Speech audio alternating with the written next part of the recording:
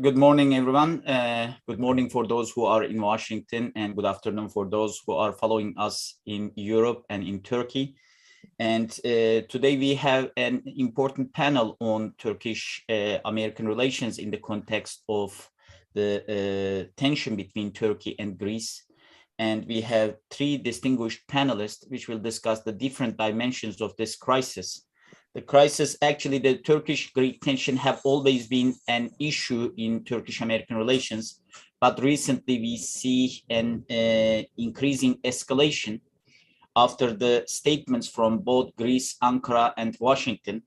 And we will discuss the different dynamics in in the Turkish-Greek tension and its implications on Turkish-American relations today. We will start with Mithat Çelikpala, and following that we will move to Nurşin Hoca, and at the end Kadir will provide us a perspective from Washington, D.C. Mithat Hocam, buyurun. Thank you. It's my pleasure to be part of this discussion. It is a high issue in those days, but this is not a new concept or phenomenon. In fact, in our region, both Turkey and Greece are two major actors in this European or even Eastern Mediterranean geopolitical equation, and it has very direct effects on the global developments, and especially Russian-Ukrainian war made everything a little bit complicated, but this is very important, and I guess both actors acting in a controlled manner to pursue their goals in these regions from Aegean to Eastern Mediterranean, where they have some historical grievances to continue their dominating or continue to dominate their political discourse and environment. This is the thing. And the main issue is on the current agenda has become whether this quarrel will be transformed into a crisis that could escalate into a conflict. And that makes everyone a little bit furious in both countries, and of course the allies as well. And the risk of armed conflict between the two NATO members has not been this high since the Cyprus conflict more than 45 years ago. And this is the thing that we have to think twice. And the current state of play, though, is defined by the fact that in the summer of 2022, there is no contact between the two. This is very important. The process of exploratory talks as well as the confidence building measures have both seems collapsed down, and the most worrisome is the high-pitched political statements of the political leaders and loss of any form of political engagement. The parties are a little bit alienated. And if the two countries find themselves in a crisis mode that involves a military or naval standoff, as in the summer of 2020, a crisis management effort might be extremely difficult under those circumstances. What we hear is competing view of how each perceives the other and the potential ways to minimize the risks of crisis between the parties. I may say that a fundamental element of the Turkish-Greek kind of a tug of war is one of the perception and misperceptions between the parties. For Turkey, the involvement of the third regional and global parties further complicates an already very complex relationship between the parties. And this is the reason why we are questioning American and European involvement or NATO's position in this equation. And then Ankara has, from the beginning, attempted to resolve the issue bilaterally with Greece without outside influence. The bilateral talks are the priority for all of us.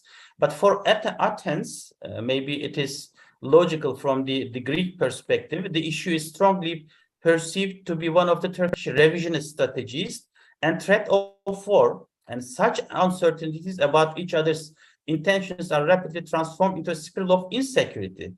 Then Greece trying to attract international engagement within this equation to balance Turkish attitude, and more important than trying to utilize its EU membership as an advantageous position, EU status, while at the same time embarking on the huge armament program that involves 4.5, let's say, generation Rafale fighter jets, state-of-the-art frigates and corvettes, 4 F-35 fifth generation stealth fighter jets and numerous other defense modernization processes. That makes everything much more complicated as well. As a last point, I may say that both the EU's and NATO's approach on this issue, why it is much more important from Turkish perspective, because NATO and the EU have a direct stake in this matter for the moment, but both remain divided on how to approach it. This is very serious, or they are not more balanced approach towards the developments in the region or between the two allies. For EU, the EU has a significant interest in upholding the sovereignty and territorial integrity of its member countries, securing its own energy interest, and advancing a political resolution to the conflict in Libya and to effectively manage related refugee and terrorism challenges. This is the EU agenda, and Greece is utilizing this agenda very effectively. But for NATO, the priority is to preserve the integrity of the alliance in order to effectively counter external threats in Europe's periphery and beyond. How? This is a big question mark, because efforts to mediate towards the de-escalation as well as to facilitate a process towards the eventual resolution of the issue are overshadowed and undermined by a number of biased statements by the member countries or the leadership of those member countries, high tensions which increase the possibility of conflict as well. One way or another, as the last word, I may say that the issue is of a high priority for all relevant actors, which should be better equipped to de-escalate the crisis. If they try to a kind of a role to de-escalate the crisis in a constructive manner, most probably both neighboring countries may find some ways and to resolve, not to resolve, but to survive under those circumstances one way or another, because we have a historical experience, enough experience to live together in all those regions. Let me stop here, dear Clutch, and then depending on questions, I'm trying to clarify my position as well. Thank you very much. And for those who have questions, if you are in Zoom session right now, you can write your question to Q&A box here. If not, if you are following us through social media, you can write to the comment section. My assistants will gather the questions and give it to me. And now the floor is yours, Nurşin Hocam. Okay, after a very good explanation of Mithat Hoca's entrance, maybe I would like to approach to the issue from the geopolitical shifts that are in the making in the region and how these are affecting Greece's behavior towards Turkey. I mean, we know that there were times of a period rapprochement between the two countries when we go back to historical background from the formation of two states.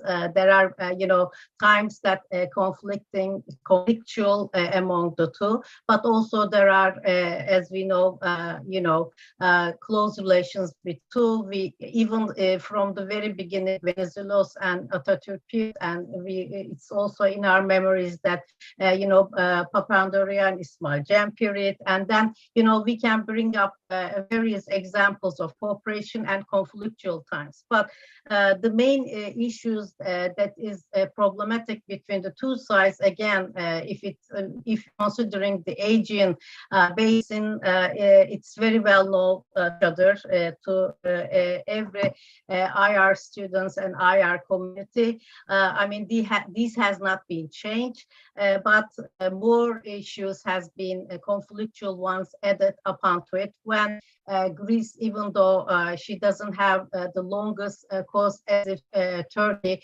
that she is also has become involved geopolitical shifts that was were explored in the region, especially starting with 2000s onwards, and this was due to major things. One of them was the and related with this, it was the maritime border disputes that brought the two sides involving with northern, Republic of Cyprus as well as southern Cyprus administration. So this also involved various islands in line with this gas fight, whether they might have their own continental shelf or not. So these international law issues were added up.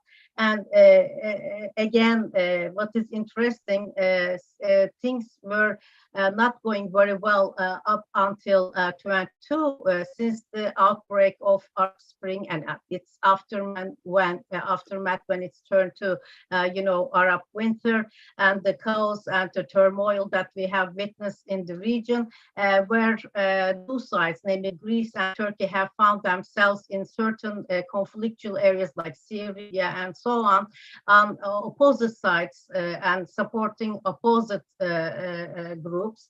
And this was also, combined with, again, the debates and disputes about the maritime bordering issues, legal one. And again, for somehow we have seen that some kind of these alliances, new alliances in the new Cold War has come into being, in which they were flexible and they were issue-based and benefit-oriented, which involved Greece, Cyprus, to a certain extent, Israel and some Gulf states and Egypt. And so Turkey has found itself, especially within the times of 20s, that she was trying to be somehow contained to the Gulf of Antalya in the Eastern Mediterranean due to various issues, and they were facing one another, Athens and Ankara, in different compartments. So this has to be changed, especially at the beginning of 2021, and this was due to the how that we have seen in the MENA region, in which Turkey has been able to, legitimize its demands in the region, whether it's related with maritime disputes or whether it's related with gas issues. She didn't retreat back from its legitimate rights, but also she was able to better her relations with the groups that were opposing previously, in which Greece was in those alliances. What I'm trying to say that there was a very small period of time that we have witnessed that, as Mithat Hoca has made a reference to it, now when this thaw was witnessed in the region, again, Turkey was able to a relationship with Greece to some kind of a rapprochement in terms of bringing up these new exploration talks, and in which these confidence building measures in NATO was realized. But Turkey was there to see that if there are problems between the two states, these should be solved between the two states, and this was promised by the Greek Prime Minister Mitsotakis. But later on, we have seen that this rhetoric, this rapprochement on both sides was not there. It was especially when Mitsotakis was in during the visit to US at the Congress. He was talking as against Turkey's attempts of attaining, F-16 jets and so on. The story is long. To make it shorter, right after that, we have the escalation between the two sides were to be increased. This was again due to the Greece attempts of bringing provocations with these radar locks via S-300s in Crete made to Turkish fighting jets during the NATO mission even. And then we have seen the UAV pictures of demilitarized islands to be stationed by American heavy vehicles and so on. And since then, we have again seen that America was also helping Greece in terms of the way she has behaving especially in violation of international law in regard to the, for instance, demilitarized islands that is supposed to be, according to the international law, and the agreements was signed, Lausanne and Paris agreements. And this is one thing that was very crucial. And also, again, one other thing that has hurt this relationship and increased this, escalation further is that it is related with Cyprus, of course. As you know, U.S. decided to lift this arms embargo that was issued previously, so as to find this balance between the two sides, as well as to help to the, communal talks to progress. And so this was another point of conflict between the two sides, which was involving U.S. also. So, I mean, this is where we stand at this moment, which is not good in terms of what? First of all, the two sides, what we have seen during this geopolitical shifts and turns over, we have seen that Greece has tried to benefit not only from, EU organization within in itself and making a propaganda on behalf of herself, but also during the 2020s in these becoming, whether it's a gas alliance or not, whichever, being together with other partnering states as against Turkey. She tries to somehow benefit from, oppositional situation. But once this has not worked and Turkey was able to somehow dissolve these alliances that were made back in the past in related Eastern Mediterranean, later on, now at this moment, she's trying to find somehow a kind of window of opportunity to work it for herself, on the benefit for herself, her positioning, in geopolitical wise. This time, she's trying to somehow rely on whether U.S. By signing these mutual defense agreements. Actually, they were signed in 1990, but in a year-wise, if there's no objection, they were, renewed. This is one thing. And also, again, by signing these mutual defense agreements with France, she's trying to relying on whether U.S. or France, or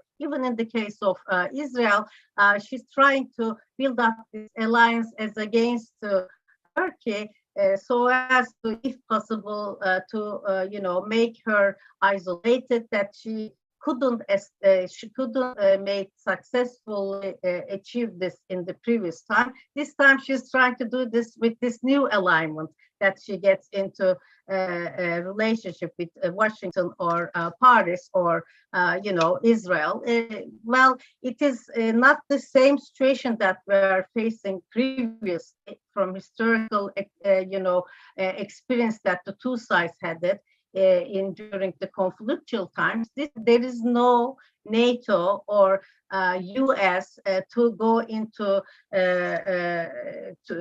the middle to just to balance the situation. This time, it is a pity that U.S. used to use this balancing situation between the two sides, Athens and Ankara, in times of crisis, so that the conflictual situation will not break up to a further conflict. And this is why I'm a bit concerned that, somehow in the case of times of, crisis, how would be the, result coming up from any escalation between the two sides, even if it wasn't aimed to be, it could be accidental as well. This is a kind of fragile relationships that we are talking about. And what is interesting, I don't understand why Greece, with this great amount of,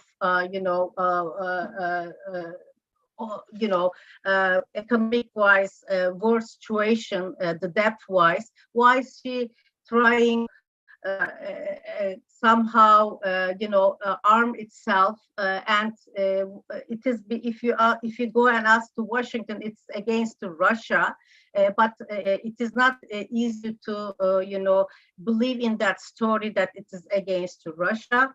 And if it's not, who is against it? The answer is very simple, and I don't understand why in times of this new Cold War that we are going through. I mean, depending on this Ukrainian crisis, maybe Athens were a bit in a bad mood that Turkey's geopolitical position has become quite important, especially during the her successful accomplishment of this grain deal, for instance. That was one indication, and so maybe that is why Greece is trying to relying on this armament itself, and having served itself, some people call it garrison state, for the use of Washington. And it is not a friendly thing among the two neighbors, especially in two NATO neighbors, to be in this mood, I guess. And it's also very dangerous in terms of preserving NATO's unity in times of very fragile times that we are going, either because of this Ukrainian war, where it is heading. So this is what I think. I'm hoping that somehow it is not only the Greece that is provocating. Probably, as from our historical experiences that we have seen and we have examined, perhaps I believe that Greece is being also used by great powers to somehow to extend their own agendas, the superpowers. So it is my belief, it is the oppositional leader Tsipras is also saying the same thing, and criticizing the stand of the present government, why they are rearming so much, so, and giving 9 military bases to US. That is what I will talk about at this moment, Kılıç, and I'll stop here and we'll wait to answer the questions. Thank you. Thank you. We will definitely have questions on the Cyprus issue and the Greek domestic politics next in 2023 probably. Kadir, the impact of this Greek-Turkish tension to Turkish-American relations. Thank you, Kılıç, and thank you, Mithat and Nurşin Hojas. So both of them actually already mentioned quite a few things that I wanted to mention, but I want to briefly just summarize and maybe provide a perspective from the US-Turkey relationship. There's always been challenges in the Aegean Sea. We know the occasional tensions rise between the two countries. These are not NATO allies, but there have been disputes over the Aegean Sea, as well as this long-standing Cyprus issue. So this recent round of tensions are a bit different, partly because of regional dynamics that Professor Güney mentioned, and partly because of the evolving US policy in the region. I think of course, the war in Ukraine is something that we cannot ignore, that's contributing to this, especially in terms of US policy. But there's also been some serious regional developments in recent years.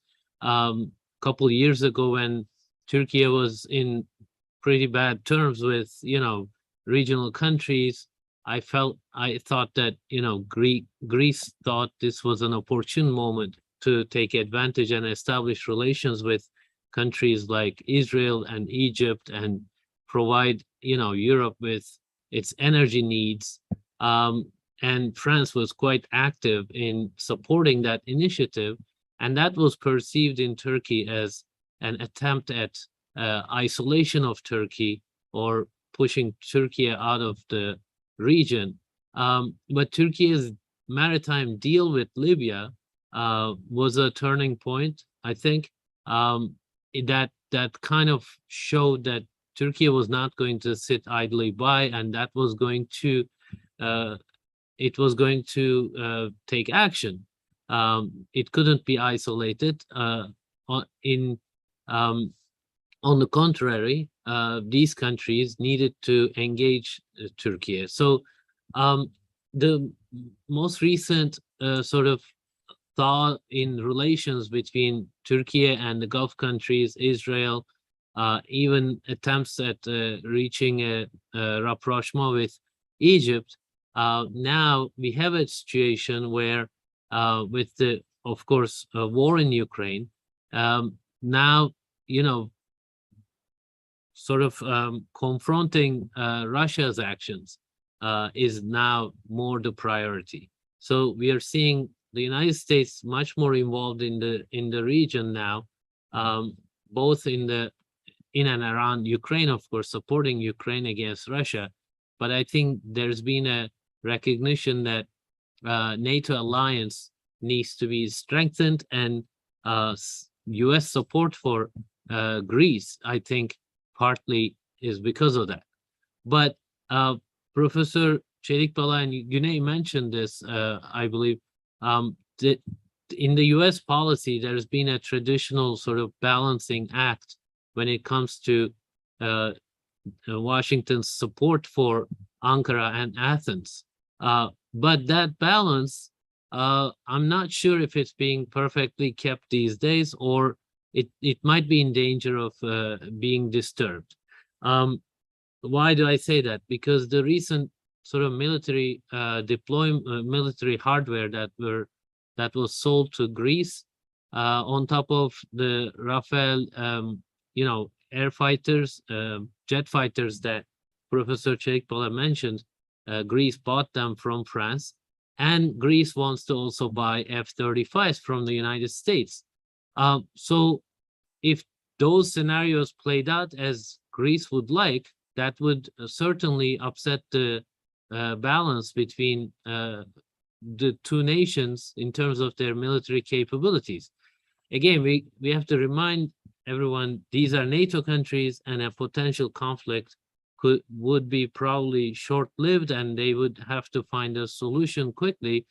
But because of the sort of magnitude of the regional shifts, with the Ukraine war and gas needs of Europe, things are moving much more quickly, and there's, I think, more danger of a potential conflict. But the most recent news, at least the F-16s that sales that the United States might give to Turkey might reassure Turkey a little bit. But I think defense cooperation conversation needs to be strengthened further, because as I said, if Greece is receiving all the support it needs and wants from Washington, but Turkey is having a hard time, then that will alienate Turkey, and then it will increase the uneasiness, Turkish uneasiness about Greek military actions or Greek military's capabilities, increasing capabilities, and that will have implications both for NATO's unity and also the Turkish-American relations, which, as you and I discuss a lot, Kılıç, that, there are many outstanding issues and they're not going to be resolved easily anytime soon. But at least on the defense, when the United States is trying to keep NATO together, unified against Russia over war in Ukraine, it becomes even more critically important that, Washington and Ankara talk to each other on a lot more in robust ways. Let me stop there. We have a set, thank you, Kadir. We have a set of questions. I will start with Mithat Hoca. You mentioned the confidence building measures and the exploratory talks failed. What was the reason of that failure, and can they be revived again? You are mute, I guess. Sorry. Of course, it's a possibility, and diplomacy is the pillar of this confidence building measures. And the issue inflamed, especially just because of what's happening in the Eastern Mediterranean. Mm-hmm. And what's happening in Libya, and of course the Cyprus issue, all of them created a negative environment between the parties. And those disagreements and the decisions to work together with the other actors, or creating a much global or regional new alliances, created a negative environment and Turkish feeling of isolation, not only by the Greek and the other Eastern Mediterranean partners, or let me say neighbors, but the US and EU just pushed everything a little bit more. And therefore, this is the turning point. And the Turkish-Libya agreements, or MOUs, Memorandum of Understandings, created another phase of the escalation and makes the Eastern Mediterranean issue as a Mediterranean issue. Mm-hmm. And the EU and NATO member countries, who has some issues with Turkey and the Turkish decision makers, created a negative environment as well. This is the turning point, and I see questions as well as an answer. And to one of those questions and your comment, I may say that there is a chance for confidence building measures, or bringing the parties together as a departure point, for example, for developing more comprehensive framework for cooperation. A moratorium on controversial statements should be agreed upon. And toning down aggressive rhetoric is critical in order to avoid a toxic narrative that fires up hardliners in both sides. But this is an issue in Greece and in Turkey, and next year will be the elections here in both parties. This narrative, or the firing up hardliners in both sides, is an issue. We have to alienate ourselves from this point, and this is the first sine qua non in order to start a rebuilding the current almost total lack of trust and confidence. Now parties getting alienated day by day, and this is very serious. And in the past, the rapprochement came as a result of major clash or crisis within the region itself, and there is no need to wait for a new catastrophe to happen in our region. There are fundamental differences between the parties, but the principle of peaceful coexistence and resolution should be rediscovered, and the process of exploratory talks, political dialogue, and a well-prepared meeting at a ministerial level should be a short-term goal. This may help to develop a confidence building measures within the region, and I see this is a possibility, and the de-escalation is essential. But it should not be the end goal. We cannot move forward with the de-escalation. De-escalation is a just starting point, and should not be end goal. As long as the current impasse remains unaddressed, the risk of regional instability is high. As a first step, the two can exchange non-papers setting out ideas and practical proposals, and consider silent moratorium on seismic research, for example, drilling activities, undemilited areas, and we should get together. And additionally, an agreement on limiting naval exercises and restarting the extended confidence building measures talks without prejudice to be position of the two could be agreed upon, and then we may forward. I'm not that pessimistic at the end, I may say in short, but issues are high issues. Nurşin Hocam and Kadir Bey mentioned very clearly, the third party involvement is very poisonous in all those events and developments in our regions. In order to move forward, we have many issues. We may cooperate on energy issue as well. EastMed, the Ukrainian-Russian war created a fertile ground for all of us. But isolation of Turkey in all those regional schemes and mechanisms is not helpful. Therefore, what I am expecting from the Greek side, most probably, to invite Turkey in all those regional mechanisms to move forward, then afterwards it's a possibility to move forward in terms of confidence building measures and to restart a kind of a new talks between the parties. Thank you very much. Before going to Nurshin Hoca about the Cyprus issue and some other questions, do you see this period, Mithat Hocam, do you see this period as an exceptional one in regards to Turkish-Greek relations, or have there been similar tensions, similar crises before that was contained? So is it are we going through an exceptional time in terms of the degree of tension between two countries?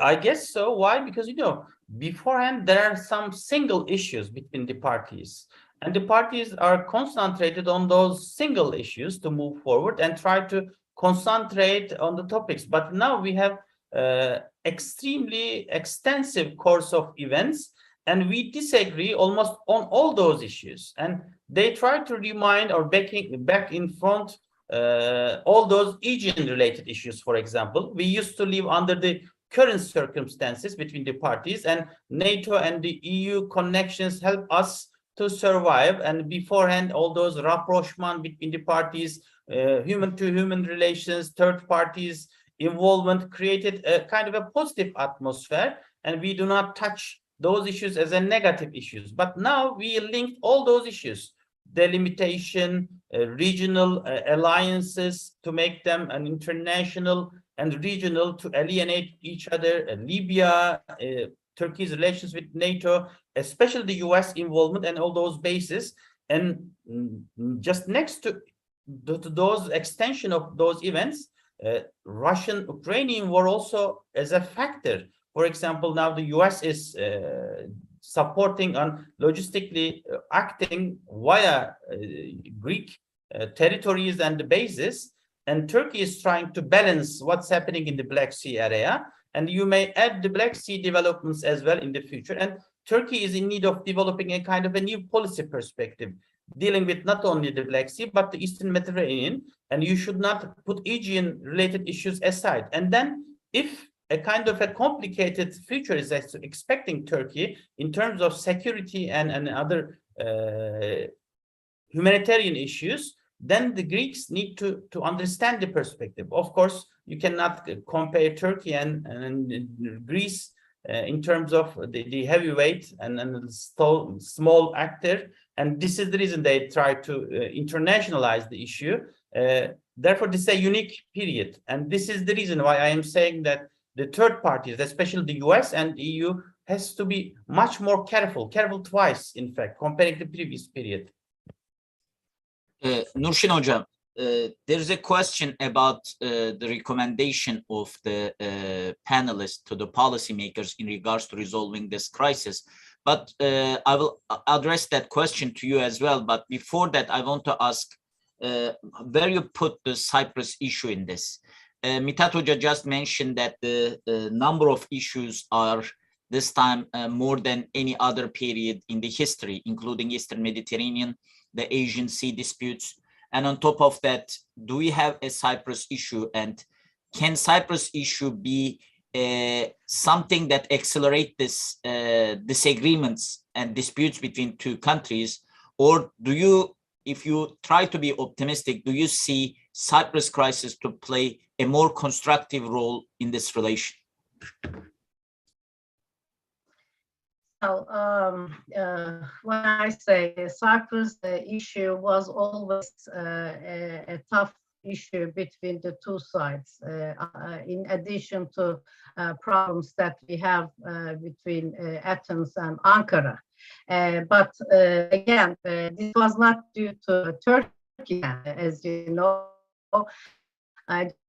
Just to remind you two things. In 2014, it was that Turkish Cypriots saying yes to referendum to unite with the South, and it was the Greek Cypriots that rejected. And lastly, it was this communal talks between the two sides.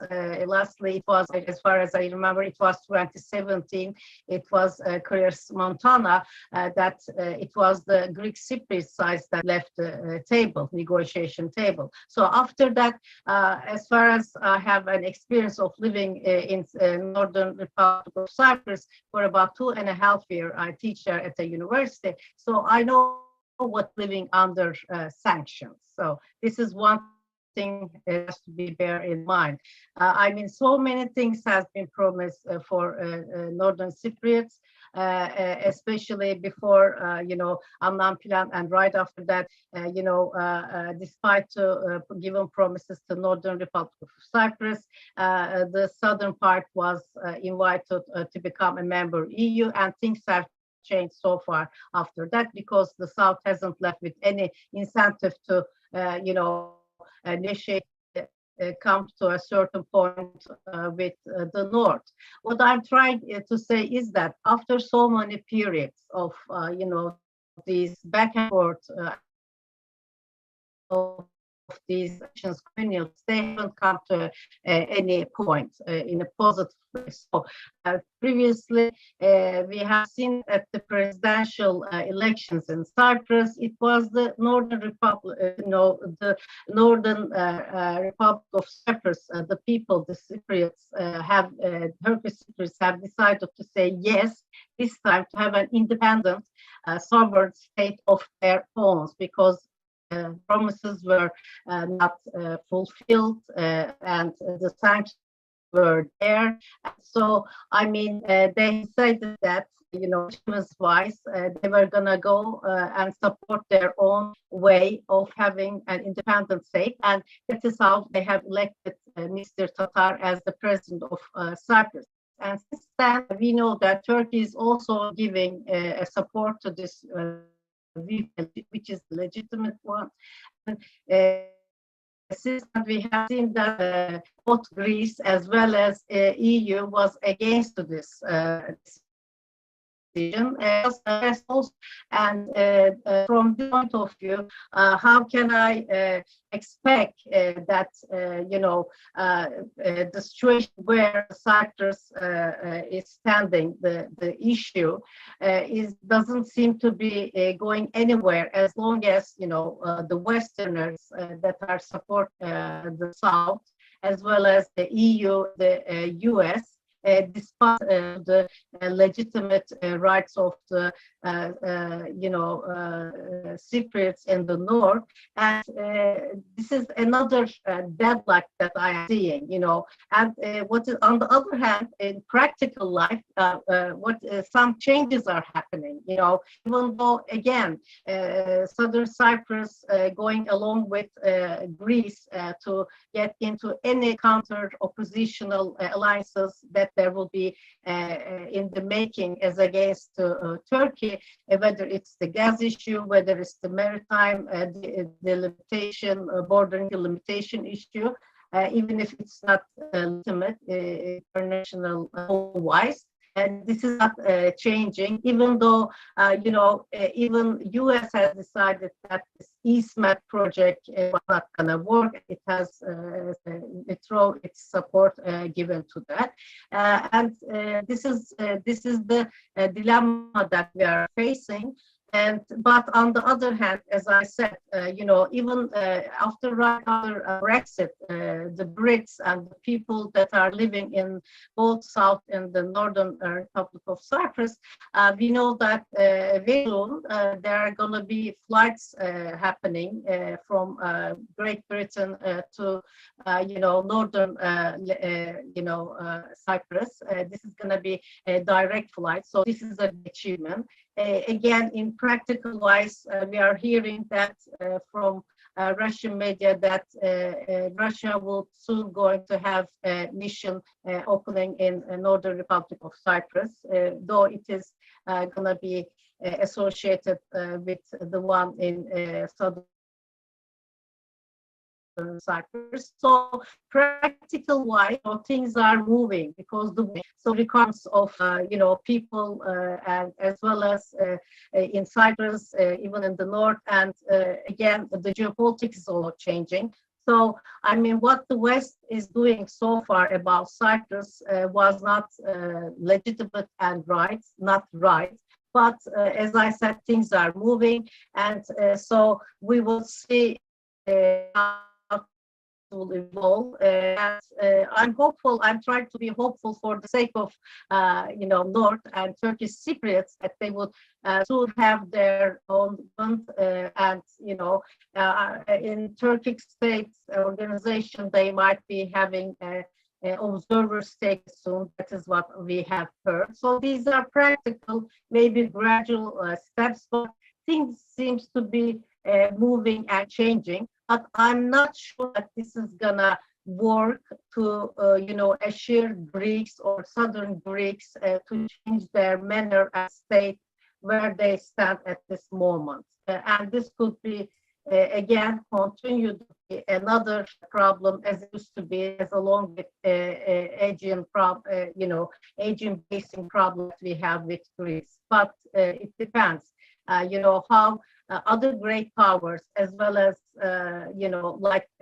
like Britain, who has pieces in Cyprus, might start to behave. But there's a long way to go. Kadir, thank you, Nurşin Hocam. Kadir, there was a question about the 2-3 policy suggestions to both Turkey and Greece. I want to address that, but I also want to ask you if there is any constructive role that US can play, because whenever there's a Turkey-Greece tension, many people remembers the Kardak crisis that happened in 1990s, when United States played the role of basically mediating that dispute, actually temporarily freezing the dispute. Do you think United States at this point, Mithat Hoca talk about the third party involvement will not bring any good at this point to the relation, but do you expect United States to play a constructive role in this crisis? And following that, I will ask you the policy suggestions you have for Greece and Turkish foreign policy makers. I mean, the US can play a constructive role, but is it willing to do that? And does it have that kind of strategic mindset right now? I feel like when it comes to Turkey-related issues, Washington is trying to do bare minimums. F-16 deal is normally should not have been an issue, because Turkey has been using F-16s for a long time. It's the backbone of its air force, and asking Washington for the sort of upgraded models, new generation of F-16s, should not have been such an issue. But beyond that, what I'm trying to say with that is, unfortunately, Washington doesn't seem to be interested in trying to create a new kind of dynamic in Turkish-American relations, but rather contain the crises, diffuse the tensions for the time being, but it is not interested in building a kind of new relationship. And that's a problem. So when you lack that kind of perspective, it's hard for the United States to have a seriously impactful role in not just diffusing tensions between Turkey and Greece. I think both countries, being NATO allies, they have mechanisms that they talk to each other to diffuse tensions. But that's not the creation of a new momentum, if you will. I think the policy suggestion question is related to this, Kılıç, because the two countries, I feel like both the Aegean Sea maritime borders issue and the airspace issue, and less so for Cyprus. Cyprus has the EU dimension, but the Aegean Sea issue especially have to come from some sort of agreement, have to come from the two sides. This is not a sustainable situation. These islands, if Greece try to make it 12 miles as they've been discussing, it's literally not possible practically. It infringes upon Turkish borders. It's against a lot of the maritime law. I'm not a legal author, legal person, obviously, but all the scholars we listen to, it doesn't really have similar argument around the world. So I think that part especially will have to come from Greece and Turkey themselves, and US can facilitate, US can, help as a third party, perhaps as a constructive role. But I think that will have to come from the two sides. Cyprus, I think, the EU and United States, like Professor Çelikpala mentioned, they made serious critical mistakes. Now, Northern Cyprus does not have a lot of options right now. The Southern Cyprus have not just been admitted to EU, but recently they're being now rewarded by Washington for seemingly, let's say, resisting sort of Russian attempts at, increasing their profile in the island.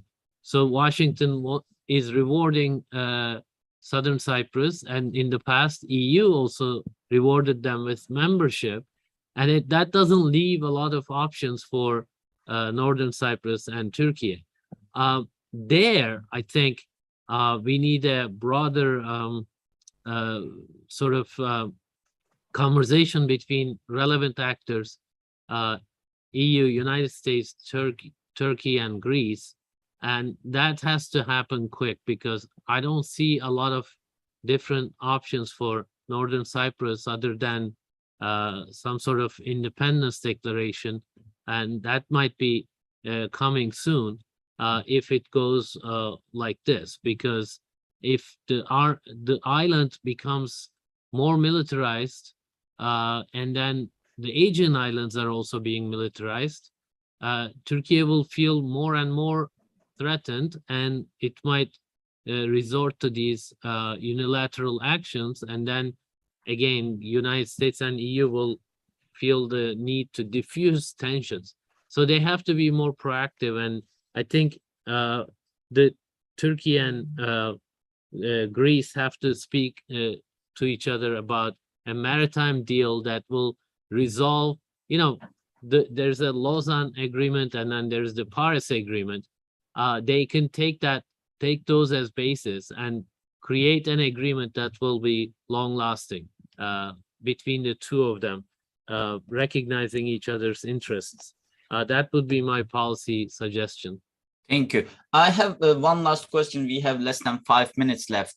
What do you think about the linkage between the ongoing transformation of international system and the increasing escalation between Greece and Turkey? Let's start with you, Mithat Hocam. You mean this is one of the audience questions? You mean developing the systemic changes after the Russian war? Yeah, there are some pushes, of course, and they try to analyze Turkey's position, whether Turkey may continue to follow a kind of an autonomous position in some different issues, and whether Turkey has a potential and capacity to follow its own interests, if it is necessary, not consulting with the other actors. This is the question mark, and this brings the question of Turkey's relations with Russia, of course, and what will happen in the near future. And I try to say that Turkey's neighboring regions are changing in terms of security, and then geopolitical developments pushes Turkey to change its policies or policy priorities in all those regions from north to the south. Therefore, we cannot say that it's not affecting Turkey's positions against Greece and other allies, and it has some direct effects on it. But what is clear in this position and in this point, Turkey's position or Turkey's perspective, Turkey acting as if it's a Western actor, NATO member country, all the member countries and allies trust on Turkey's approach and policy perspectives in all those regions. And then we have to resolve those issues within ourselves. If not, it may affect the regional balance very severely and Turkey's security and foreign policy perspective as well. Therefore, there is a connection, a very, very close connection between those issues. And this was the reason why US has a potential and EU has a potential to play a constructive role beforehand. Why now they have seen by Turkey as a kind of steering actors of the issues within all those regions. And now EU and the other actors are the part of developments and resolution in Cyprus issue and Eastern Mediterranean issue, what's happening in all those regions. And then they have to play a kind of a constructive role to invite the parties to work together. Maybe this is the point. Thank you very much. Nurşin Hocam, the same question. The impact of the changes in international system to Turkey-Greece relations. We have 2 minutes, so 1 minute for you, 1 minute for Okay. Okay, I mean, what I'm seeing is that the changes are very fluid. So Turkey seems to be resetting its position according to these important changes. But so far, she tries to keep her neutrality, especially during the Ukrainian war, and tries to say that she is having a third way other than, choosing the opposing sides, for instance. And what is interesting, again, she has been maybe called the swing actor, as Mithat Hoca said. As far as I see, the West in general, and particularly EU and US, what being constructive in bringing the sides Greece and Turkey together is because I guess they're playing for the time. That's what I think so. They're waiting for elections. But this is not going to help because the situation is so fragile all around Turkey. It's not only a matter of, what's happening between Athens and Ankara. It's about more of a geopolitical great game that we are seeing. They need to wake up very soon, I hope. I hope they will. Thank you very much. And Kadir.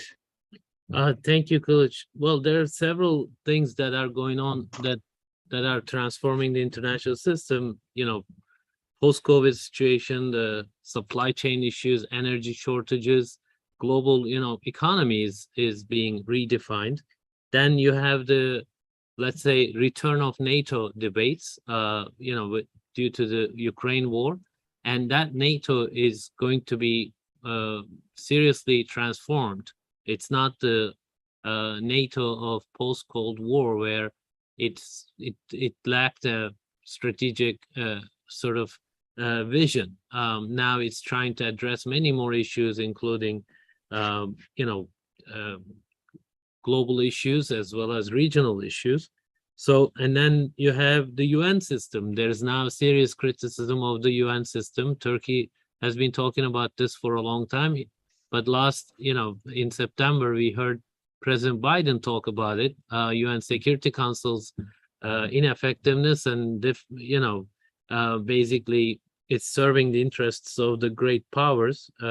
So those are some of the major things that are happening in the international system, and the region continues to be unstable, and that instability is expanding to Black Sea region, Eastern Europe, in the Middle East, all around Turkey. So of course, this is having an impact on Turkey's profile. Turkey has strengthened its footprint around the region on a number of scenes: Libya, Syria, Caucasus, even Ukraine. But then Greece is trying to find itself some space with the American support. I think it has direct impact on the recent tensions, and that's why I was saying at the beginning that this round of tensions feel different to me. But the good thing is they have a NATO anchor. They just need to think more creatively about that anchor and create a lasting solution. because next round of tensions, we may not be able to just diffuse the tensions. That's my fear. Thank you very much. Thanks you for the panelists, and thank for those who asked questions for us. I couldn't address all of those questions, but we will continue to have panels and meetings about this issue, especially in the next couple of months. So hope to see you again, and have a good afternoon. Thank you. Thank you.